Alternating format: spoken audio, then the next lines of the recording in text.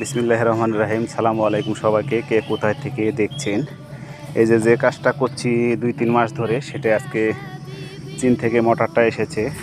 এই যে মোটরটা ফিটিং করলাম, করার পরে দেখতেই পাচ্ছেন মোটরটা নামালাম, নামায় ফিটিং করে ট্যাঙ্কিতে পানি তোলা হচ্ছে। আজকে জনগণকে পানি খাওয়াবো। এই যে বিটককে থ্রেড টেপ জড়ানো হচ্ছে, সেই বিটককগুলো দেওয়া হচ্ছে খুব দামি এবং ভালো মানের এসএস এবং পিতলের।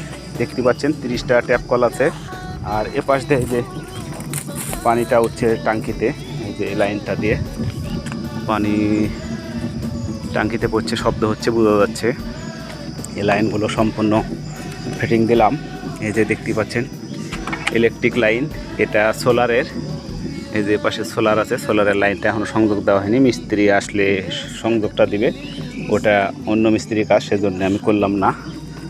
আর এই যে দেখতে পাচ্ছেন 5000 লিটার ট্যাঙ্কি, এই ট্যাঙ্কি দিয়ে পানি ছাড়বো আজকে ট্যাপ কলে। দেখে কমেন্ট করে বলবেন। ধন্যবাদ সবাইকে।